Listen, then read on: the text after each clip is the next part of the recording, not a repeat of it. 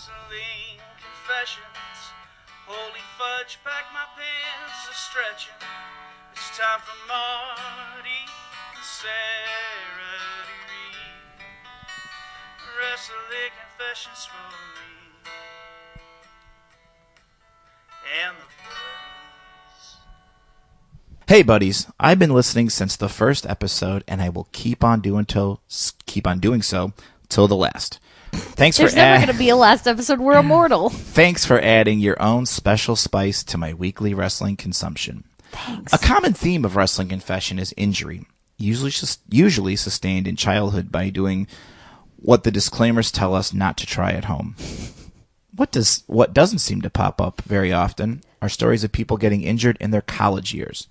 I'm hoping the following confession can fill that void. Yes. It was the height of the Monday Night Wars, and I lived in a 20... I love how often these take place. I'm telling you. Everyone's different ages during the Monday Night Wars. It's so fun. It was the height of the Monday Night Wars, and I lived in a 23-floor dormitory at the Ohio State University. Funny cannibalism side note, this was the same dorm that Jeffrey Dahmer lived in.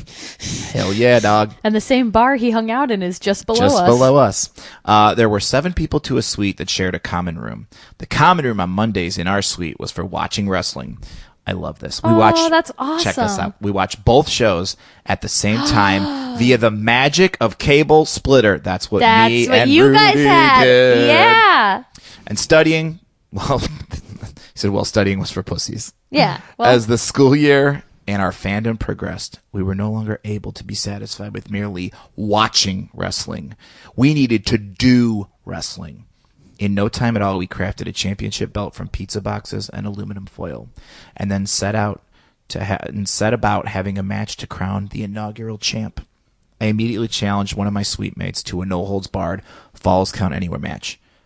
My suite mate looked and acted like Jack Black's character in the movie High Fidelity. However, he also owned sunglasses, a silk shirt, and could raise a single eyebrow.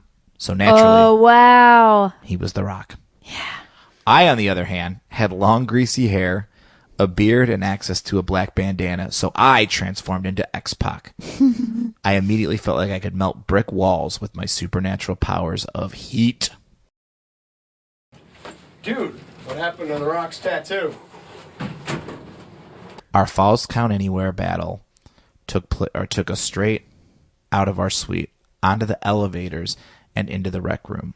There, the quote-unquote School of Rock, oh, I like that. He had School of in parentheses and then I Rock. like that. School of the Rock. The School of Rock swatted a ping pong ball out of the air and asked if anyone could smell what he was cooking. In response, I jumped on the pool table and crotch chopped the confused group of onlookers. Rock's gonna take your Rudy Poo candy ass to the SmackDown Hotel.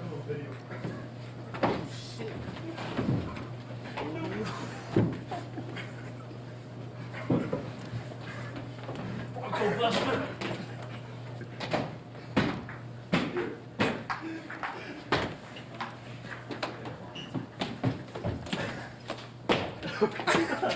Soon, our brawl took us back to the elevators where my Sean Waltman-looking ass screamed 2 words repeatedly at a gaggle of confused co-eds. Have a good evening, ladies. Whoa! 2 words! 2 words! 2 words!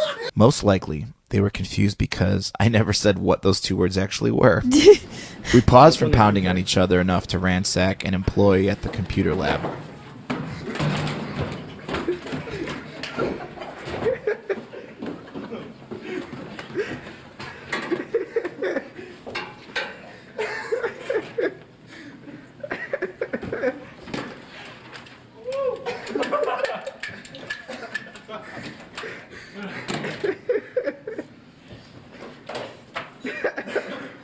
Then, finally fought our meandering battle into the laundry room.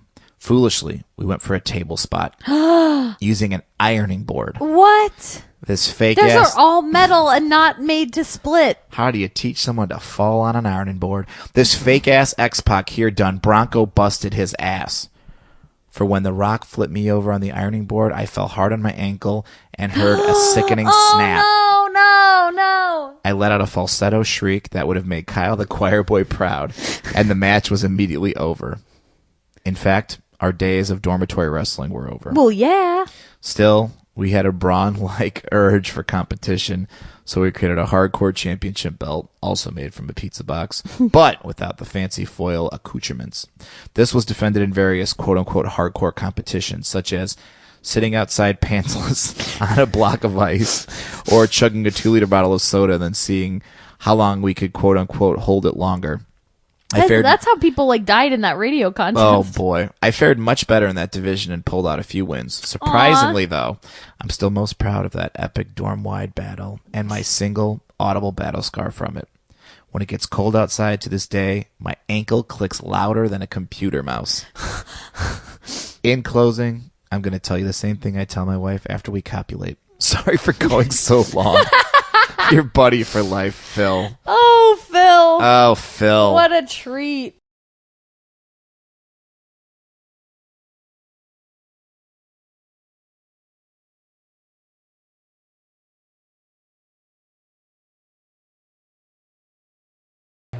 Hey, yo, Rock, I found your tattoo. I found your tattoo. I found your tattoo. Motherfucker! I found your tattoo, motherfucker. I found your tattoo.